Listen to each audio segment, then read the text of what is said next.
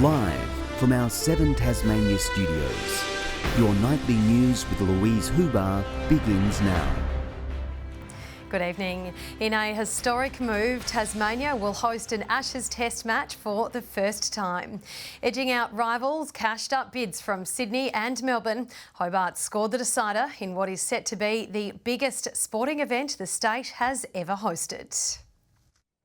Making history in Tasmania, the Premier hitting Melbourne and Sydney's bid for 6 to score the 5th Ashes Test for Hobart. This is one for the ages, to be frank. It's a historic outcome. Our first test since 2016, but perhaps this will be our most significant. A day-night clash, England versus Australia, a global spectacle. The news made official today after confirmation early this week that Perth could no longer host the match. Tasmanians will see their first ever Ashes Test for the 5th Test. Beating out the larger states to win the decider, but it's been revealed the test didn't go to the highest bidder. I want to say to Cricket Australia, thank you for not just looking at your bottom line, but for taking into account those other factors in terms of ensuring that we could share cricket with the rest of the country. Taxpayers will foot the $4 million match bill, but it will be the biggest sporting event Tasmania has ever hosted. There'll be 2 days of celebrating and then there'll be 4 weeks of hard work, so we've got a lot of work to do. Excitement already building. It's about time that it came here. Hobart deserves it. Now that it's coming to Tassie, I'm going to beg my parents to buy me tickets. Rush now on for cricket fans to secure accommodation. Rooms already filling up. The capacity now is pretty much up to 98%. I reckon we've only got about 2 rooms left. Tasmania's own cricket legend Ricky Ponting responding to the news on air.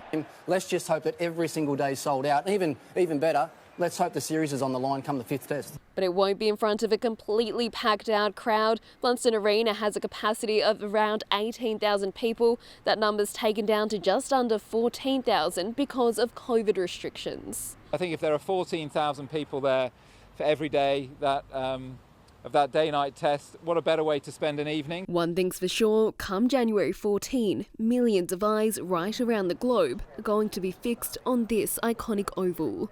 Meg Sides, 7 Tasmania News. To some breaking news now, and emergency services are at Sisters Beach in the state's northwest after a bushfire broke out.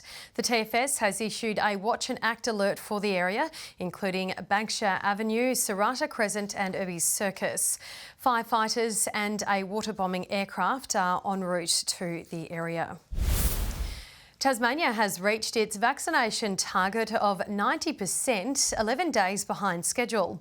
But some are warning young children should be able to get the jab before it's too late. It's one of many issues threatening a smooth border reopening in just a few days' time. When a statewide shortage of rental cars became a problem, Rod Patterson and his partner invested in their own. We knew from our own experience of trying to rent a car that it was getting very, very expensive, and obviously the demand was there.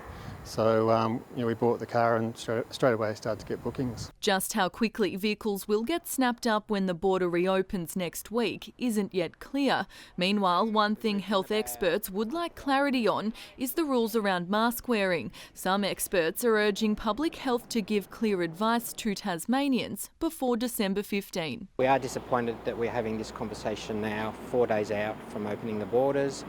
We think the community deserve clear messaging.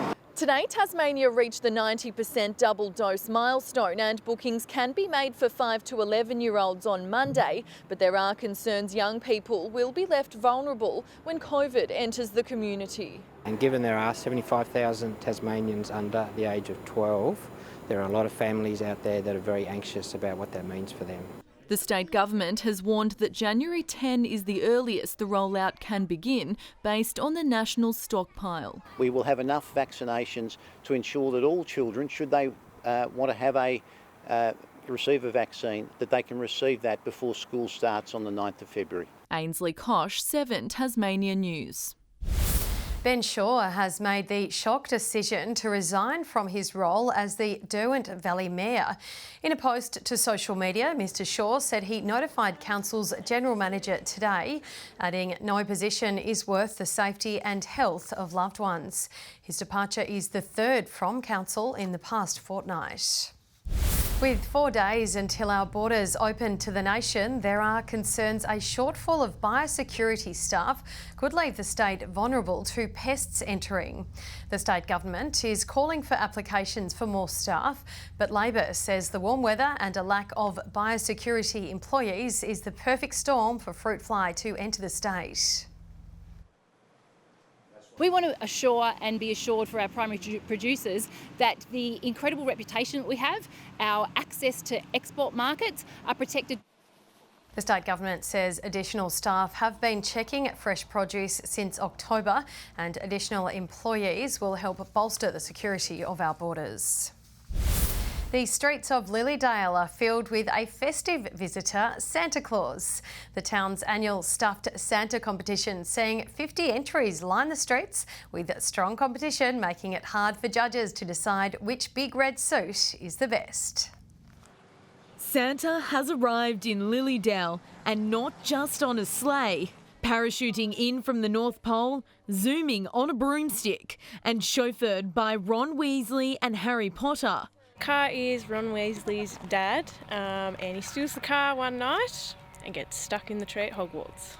Entrants hoping their Santa brings joy to passers-by. I think it's a great thing for the village. I think it, to bring tourists into the village, it's really good. It's great atmosphere out here, and I think the more we promote the village, the better. We thought it was just fitting with the borders reopening, and he's ready for summer basically and ready for the tourists and that. The competition is now in its 5th year, and it's certainly sparking the festive spirit. Neighbouring Santas chatting about who is on the naughty and nice list this year. While the elves are busy in the North Pole making toys, there's still time to send Santa a letter with your Christmas wish list. Judges choosing a winner are also checking their lists twice. Just looking for imagination, creativity, if it's lights, if it's not lights, if it's all well made. This waltzing Matilda Santa crowned the winner, catching the judge's eye for its Aussie Christmas spirit. And the public will be able to have its say with the People's Choice Awards announced at the Lilydale Market tomorrow. Elizabeth O'Neill, 7 Tasmania News.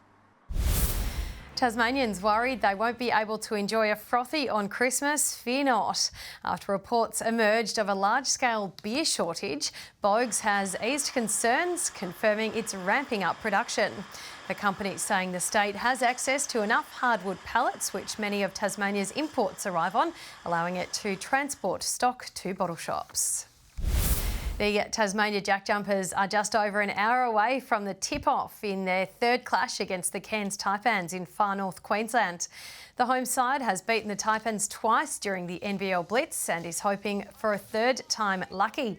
The Adelaide 36ers beat the Jack Jumpers in a stinging 3-point loss earlier this week. Evening. Temperatures were between 1 to 8 degrees below average across the state today. Hobart 16, Launceston and Devonport 20 and Burnie 18. 21 the high today, and that was recorded at Scott's Peak. 20 on King and Flinders Islands and also at Strawn. Luncheon Hill, Lowhead and the Friendly Beaches all 19. 18 at Bushy Park. St Helens 17. Maria Island and Grove both 15 and 12 degrees at Lyowini. Cloud is seen here covering most of Tasmania today, although a few pockets of clear skies were seen about the north and southwest. A cloud band embedded with thunderstorms is wrapped around a low pressure system off the New South Wales coast today. Thunderstorms seen over northern Queensland, the top end and on a line through WA extending over the Bight. The remainder of the country is mostly cloud-free. Tomorrow the high moves slightly southeast toward New Zealand. The trough remains over Western and Northern Australia and the low over the Southern Ocean moves slightly east. Looking to coastal waters now, winds 10 to 20 knots, reaching up to 25 knots in the northwest, seas 1 to 2 metres and no weather warnings ahead for tomorrow. In Hobart tomorrow, a partly cloudy day, 19, 21 at Richmond, partly cloudy and a mostly sunny 23 for Ooze. Partly cloudy in Launceston, 22, 18 in Devonport, partly cloudy and partly cloudy in Deloraine, 20 degrees. Sunny tomorrow in Burnie, 18, 21 at Strawn, partly cloudy and 19 for Curry, partly cloudy there also. Partly cloudy and 17 for St Helens and Swansea and Whitemark 19 degrees. The UV is very high 10s tomorrow with the sun setting at 8:40 p.m. Looking ahead to Monday now, fine apart from possible showers about the northwest later in the day. Tuesday, showers about the west and south extending to central areas during the afternoon.